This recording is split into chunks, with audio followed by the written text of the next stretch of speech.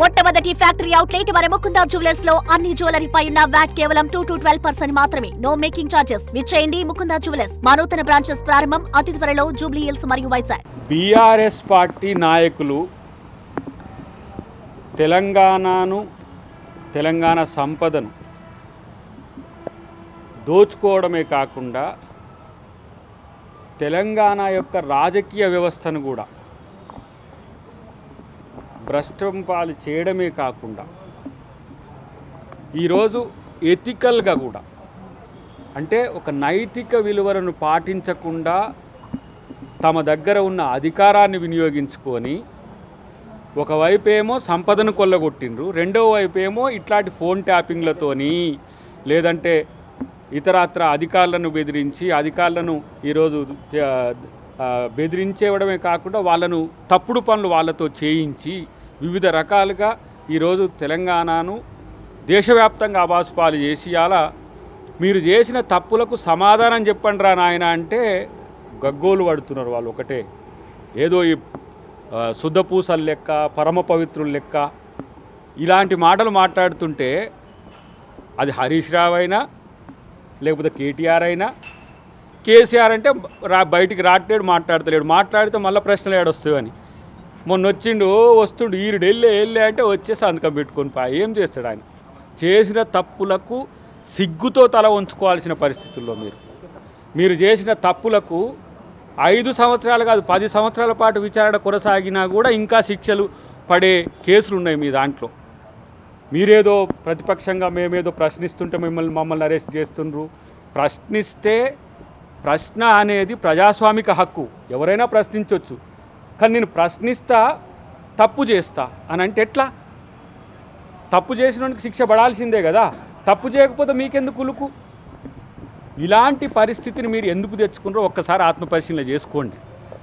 ఇలా మీ దాంట్లోకి వెళ్ళి మీ నెట్లోకి వెళ్ళి లేదంటే మీ గ్రూప్లోకి వెళ్ళి బయటికి వెళ్ళిన కవితమ్మ చెప్తున్న ప్రశ్నలకు సమాధానం చెప్పలేని దద్దమ్మలు ఇలా బయటికి వెళ్ళి పొంకనాలు కొడుతున్నారు.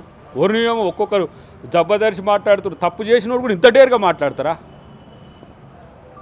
సిగ్గుండాలి కదా. నిస్సిగ్గుగా నిర్లజ్జగా తెలంగాణ సంపదను దోచుకోవడమే కాదు లక్షల కోట్ల అప్పుతో ఇవాళ తెలంగాణ ప్రభుత్వం ఇవాళ కాంగ్రెస్ ప్రభుత్వం ఎన్ని కష్టాలు పడుతున్నది. ఇలా ఒక్కొక్క పైసా దగ్గరికి తీసి పథకాలు అమలు చేస్తుంటే పథకాల మీద ఇష్టం వచ్చినట్టుగా మాట్లాడతారు.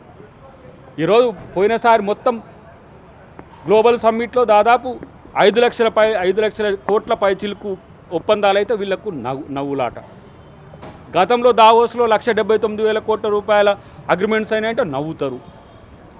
ఈ సన్నాసులు ఎక్కడ చదువు లేదు, యువకనే అది ఇది మాట్లాడుకుంటా ఏదో పొంకనాలు కొట్టుకుంటూ ఆడిపోయి తిరిగి వచ్చి 27,000 కోట్లు 17,000 కోట్లు తెస్తే అక్కడ కంపెనీలు లేవా?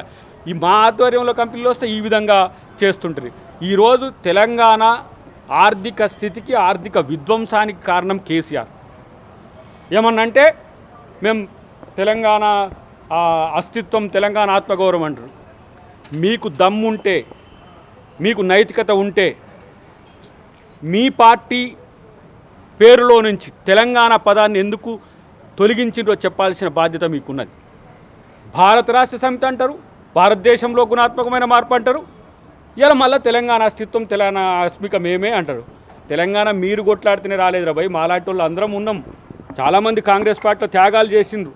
మా పొన్నం ప్రభాకర్ లాంటి వాడైతే పెప్పర్ స్ప్రే కాదు కాళ్ళు పట్టుకొని సైతం ఇలా నాయకుల కాళ్ళు పట్టుకొని సైతం తెలంగాణ తెచ్చుకుంది. ఆ రోజు ఎంపీలు కూడా ఉన్నారు, కాంగ్రెస్ పార్టీ ఎంపీలు. తెలంగాణ సమాజం మొత్తం కొట్లాడింది. తెలంగాణ కొరకు కొట్లాడితే తెలంగాణను దోచుకోవాలని ఉందా? ఒక్కొక్కరిని ఫామ్ హౌజులు ఏంది, ఒక్కొక్కరిని ఆస్తులు ఏంది, ఇదిగాక మళ్ళీ ప్రభుత్వానికి సమస్య రావద్దని ఆ పెగాసిసో స్పైవేర్తో పెట్టిన ఆ ఫోన్ ట్యాపింగ్ లేనిది, ప్రైవేట్ ఫోన్ ట్యాపింగ్ లేనిది, ఫోన్ ట్యాపింగ్ లేనిది, వైట్ ఫోన్ ట్యాపింగ్ లేనిది, అధికారులను బెదిరించుడేంది, ఇన్ని రకాల విధ్వంసాలు చేసి తగుదునమ్మా అని ఇలా ఏంది నిజాయితీ పరువుల లెక్క మీరు మాట్లాడితే ఎవరు నమ్ముతారు? ఇలా హరీష్ రావు చాలా పెద్దగా మాట్లాడుతున్నాడు. ఆయన మేము చూస్తున్నాం. ముఖ్యమంత్రి మీద మాట్లాడుతున్నాడు, ప్రభుత్వం మీద మాట్లాడుతున్నాడు. నీకు నిజంగా నిజాయితీ ఉంటే నీ పార్టీకో లేకపోతే నీ మామకో నీ బామ్మార్దికో నిజాయితీ ఉంటే మేము తెలంగాణ ప్రజల సొమ్మును దోచుకోలేదని మీరు ప్రమాణం చేయగలుగుతారా? మీకు ఇష్టమైన దేవుళ్ళ మీద ఎవరి మీద ప్రమాణం చేయగలుగుతారా? మీ ఆస్తులు ఎంత, మీరు రాజకీయాల్లోకి వచ్చినప్పుడు ఇప్పుడు మీరు అనుభవిస్తున్నది ఎంత? ఒక్కొక్కడు ఇష్టం వచ్చినట్టు వేల కోట్లు లక్షల కోట్ల రూపాయలు సంపాదించుకొని జనం చెప్పుకుంటున్న పరిస్థితి ఉన్నది. ఇలా నేను అంటున్న ఫోన్ ట్యాపింగ్ విషయంలో హరీష్ రావు మాట్లాడుతున్నాడు కదా, నువ్వు తప్పే చేయలేదు కదా, గిల్ట్ ఎందుకు? పోయి సమాధానం చెప్పు. బాధ్యునివో తేల్చుకో. ఫస్ట్ బాధితునివైతే నీ మొర చెప్పుకో, బాధ్యుడివైతే సమాధానం చెప్పు. ఈ రెండిట్లల్లో బాధితునివైతే నీ వైపు ఎవరు కూడా ఆలోచించరు. నువ్వే బాధ్యునివైతే చట్టం తన పని చేసుకపోతుంది. అలాంటి దానికి కాంగ్రెస్ పార్టీ కక్ష సాధింపు చేస్తున్నది, కాంగ్రెస్ పార్టీ మేము ప్రశ్నిస్తున్నాం అన్నది. కాంగ్రెస్ పార్టీ కక్ష సాధించాలంటే మీరు అరెస్ట్ కావడానికి 2 సంవత్సరాలు కావాలన్నా? హోంశాఖ మంత్రి కూడా ముఖ్యమంత్రి గారే కదా. ఆయనను మీరు కాక ఏ విధంగా అరెస్ట్ చేసినరో నడి మధ్య రేతిని తీసుకొని బెడ్రూమ్లోకి వెళ్ళి తీసుకుపోయి చేసినట్టు, లేకపోతే కోదండరామ్ ఇంటి తాళాలు బలగొట్టిపోయి చేసినట్టు, మేము మురళీ ముదిరాజ్ కాడికి పోతే మమ్మల్ని తీసుకుపోయి అరెస్ట్ చేసి జైల్లో పెట్టినట్టు, లేకపోతే మందకృష్ణను ఇక్కడ ట్యాంక్ బండ్ మీద నిరసన చెప్తుంటే ప్రపంచ తెలుగు సభలు అడ్డుకుంటానికి వచ్చిందని 2 నెలలు జైల్లో పెట్టినట్టు పెట్టలేమా నిన్ను?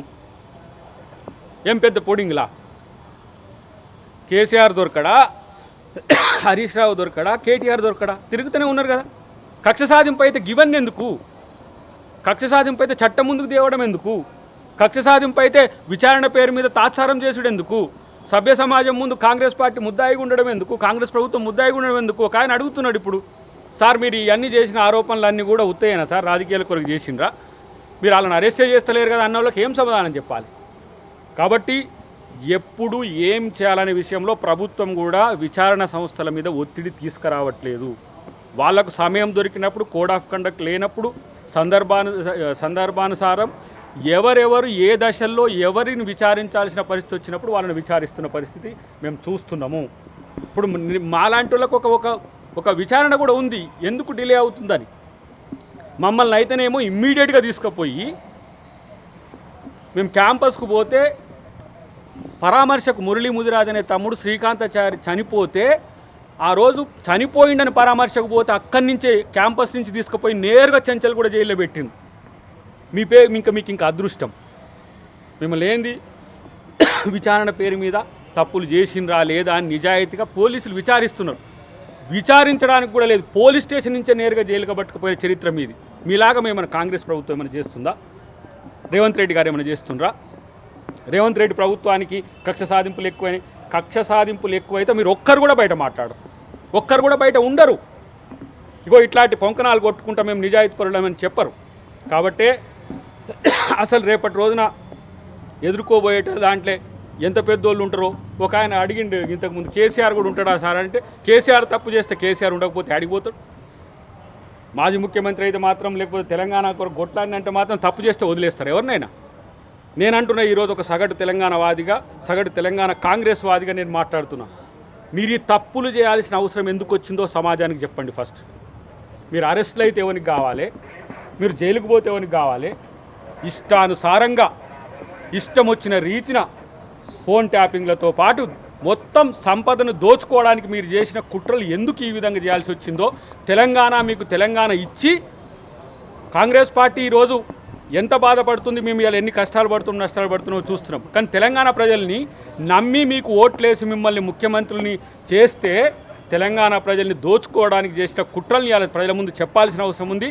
కాంగ్రెస్ పార్టీ, కాంగ్రెస్ ప్రభుత్వం, రేవంత్ రెడ్డి గారు ఆ విషయంలో ప్రజలకు సమాధానం చెప్పే దిశగానే ఈ కార్యాచరణ ఉంటుంది. కాబట్టి మీరేం బాధపడకండి, తప్పులు చేయకపోతే బాధపడకండి, విచారణను ఎదుర్కోండి, అన్ని సత్యాలను చెప్తే మీకు మరింత మేలు జరుగుతుందని చెప్పి వాళ్ళకి హితవు చెప్తాను.